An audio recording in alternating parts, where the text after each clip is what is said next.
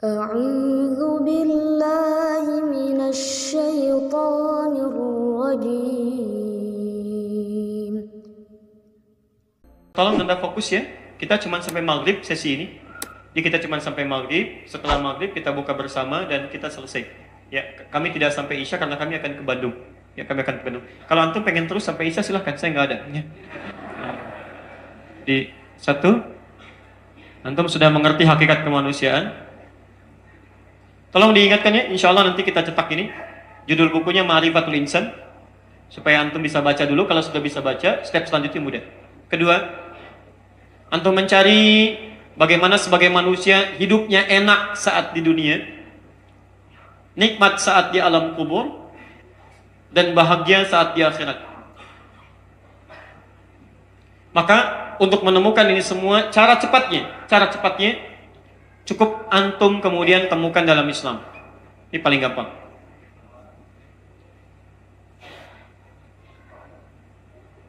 Baik, lihat sini. Kalau Anda ingin tahu tentang pesawat, maka Anda tanyakan kepada siapa? Pak Bibi. Hai. Paling gampang, tanyakan kepada pembuat pesawat. Kalau Anda ingin tahu tentang bagaimana cireng yang enak, tanyakan pada siapa? Pembuat cireng. Kalau ingin tahu bagaimana motor yang bagus, tanyakan pada siapa?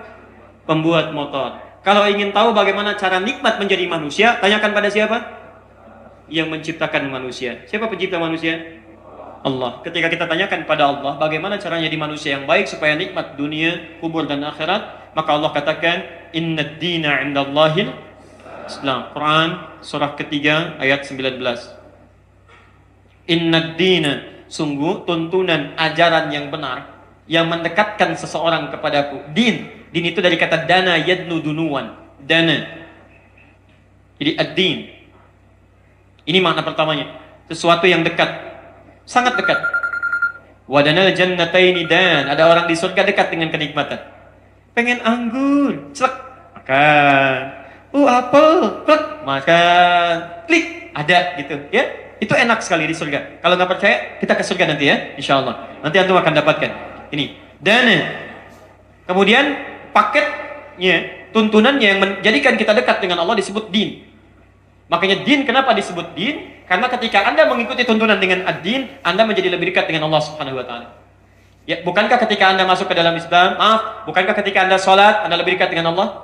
Bukankah ketika Anda baca Al-Quran, Anda lebih dekat dengan Allah? Jadi ketika Anda masuk kemudian ke dalam Islam, lihat, mengikuti tuntunan ad-din, maka Anda akan lebih dekat dengan Allah Subhanahu wa ta'ala. Ini poinnya. Nah, tuntunan yang membuat Anda dekat dengan Allah, dengan pencipta kita, kata Allah tidak ada yang lain kecuali Islam. Innad dina 'indallahil Islam. Isinya, fokus, isinya disebut dengan silmi, as-silm.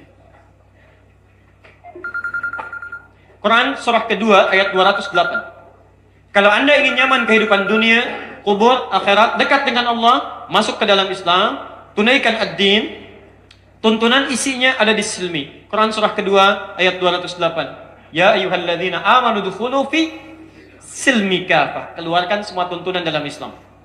Tuntunannya disebut as-silmi. Hasilnya disebut dengan salam. Ini. Orang yang belajar Islam mengikuti tuntunan secara total, silmi, dia akan mendapatkan salam. Ya, secara singkat karena waktu kita tinggal 5 menit, lihat, salam itu kedamaian, ketentraman, kenikmatan, keselamatan.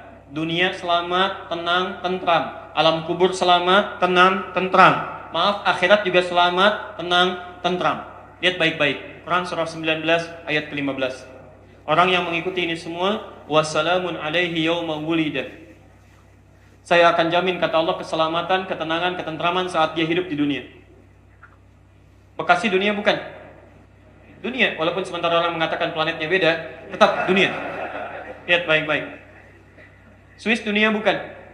Jerman dunia bukan? Dunia, sepanjang ada di dunia, Anda kerjakan ini, kata Allah, saya jamin hidup Anda tentram, tenang, nyaman. Jadi kemanapun Anda hidup, tenang. Kalau selama ini Anda berislam belum tenang, belum dekat dengan Allah, ada yang salah dengan keislaman Anda. Lihat baik-baik. Wa yauma wulida. Ya, salamun alaihi yauma wulida wa yauma yamutu, saat dia meninggal, wafat. Dunia tenang, Meninggal tenang. Makanya saat meninggalnya pun tenang. Ya, Quran surah 89 ayat 27. Ya ayyatuhan nafsul mutmainnah. Hei jiwa-jiwa yang tenang. Hidup tenang, mau meninggal tenang, Masya Allah. Alam kubur tenang. Wa yauma yub'atsu hayya, dan dihidupkan di akhirat dalam keadaan gembira. Masya Allah.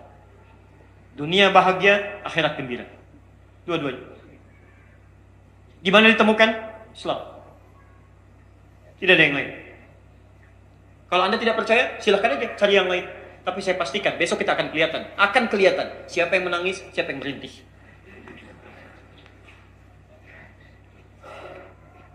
Taib. Terakhir. Di sini kita baru masuk esensinya. Memang kalau belajar agak sabar, kita agak panjang ya. Yang panjang-panjang tadi baru mukadimah sebetulnya ya. Ini inti bahasan utamanya. Baik. Sekarang saya mau belajar tentang Islam. Dari mana mulainya? Kan itu poinnya. Apalagi saya tinggal di lingkungan yang non-muslimnya banyak. Di mana saya mulainya? Maka lihat petunjuknya langsung di hadis Muslim, nomor hadis yang ke-8. Lihat paling kiri sebelah atas dari posisi saya. Hadis Muslim, nomor hadis yang ke-8. Baik, saya bacakan cepat ya. Saya bacakan cepat. Nanti mungkin kita buat sesi yang kedua ya, supaya ini nanti lebih agak tuntas, walaupun barangkali tidak langsung kita berhadapan seperti ini, mungkin bisa kajian yang terpisah. 1, lihat baik-baik. Ketika Nabi ditanya tentang esensi Islam oleh malaikat Jibril, jawaban Nabi 5. 1, antashhadu an la ilaha illallah wa anna Muhammad Rasulullah. Lihat fokus, dan teman-teman yang di Eropa, dimanapun Anda berada saat ini, saya ingin fokuskan. Jika Anda bertanya apa yang harus kami kerjakan dalam berislam ini, jangan dulu yang tinggi-tinggi. Anda harus perkuat 5 hal ini dulu yang pokok, supaya keislaman Anda kuat. 1, antashhadu an la ilaha illallah wa anna Muhammadar Rasulullah. Anda menguatkan syahadat Anda, ya, bersaksi bahwa tiada Tuhan yang layak disembah kecuali Allah, dan Muhammad adalah utusan Allah. Lihat baik-baik teman-teman, fokus ya. Sebagian orang hanya memahami berislam cukup dengan bersyahadat, mengucapkan asyhadu an la ilaha illallah wa asyhadu anna Muhammadar Rasulullah. Dia katakan selesai. Padahal Quran menurunkan tidak sampai situ. Lihat baik-baik. Ketika Anda ingin jadi Islam yang baik, Muslim yang baik, kuat dengan nilai keislaman, kata Al-Quran, jangan cukupkan syahadat hanya diucapkan di lisan, tapi turunkan dalam bentuk pengetahuan. Supaya dengan pengetahuan itu menguatkan syahadat yang telah Anda ucapkan. Lihat syahadat Anda. Asyhadu an la ilaha, saya bersaksi tiada Tuhan yang layak disembah kecuali. Pertanyaannya, kenapa Anda menyembah Allah? Apa yang membedakan Allah dengan Tuhan yang lain? Kenapa Anda memutuskan Allah sebagai Tuhan, bukan yang lainnya? Kalau cuma Anda berkata ayatnya ada, hadisnya ada, yang lain pun akan mengatakan kami punya ayat, kami punya hadis. Lalu ketika Anda disoal kenapa Tuhan adalah Allah? Apalagi di Eropa sekarang, apalagi di Amerika misalnya, di benua-benua yang lainnya, yang umumnya sekarang orang mengatakan saya tidak bertuhan.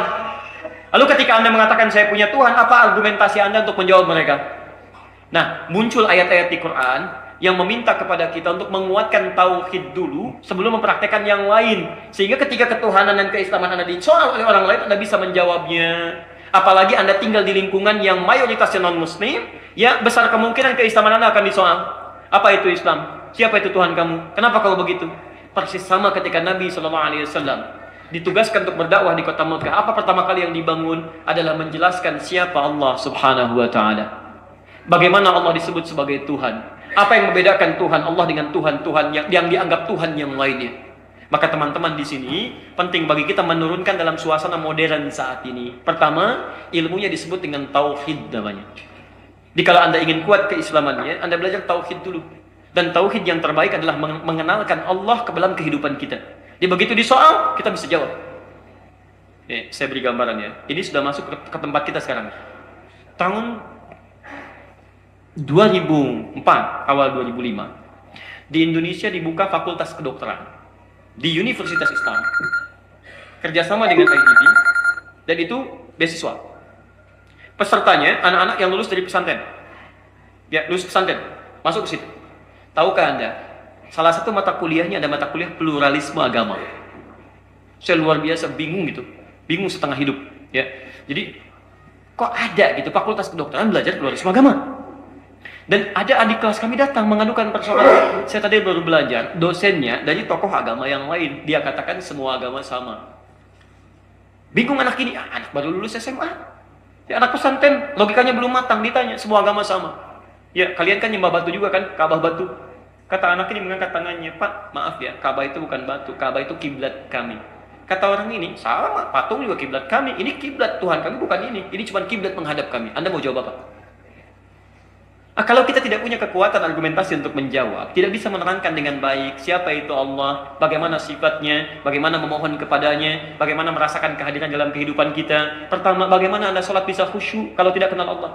Kedua, bagaimana bisa menjelaskan pada orang lain kalau Allah Tuhan yang hak.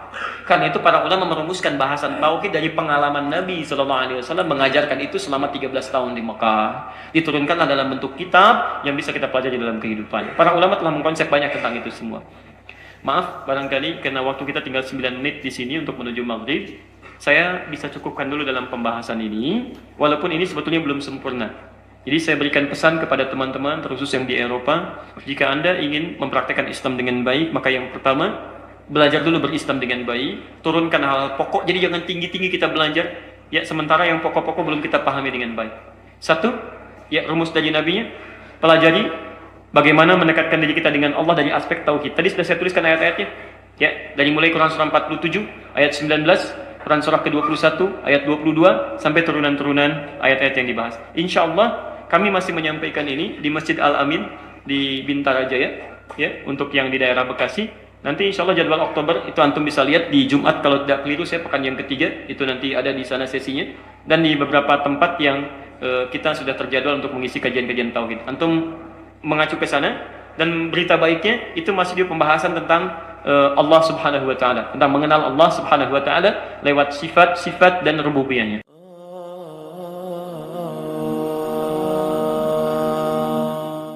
Sadaqallahul azim.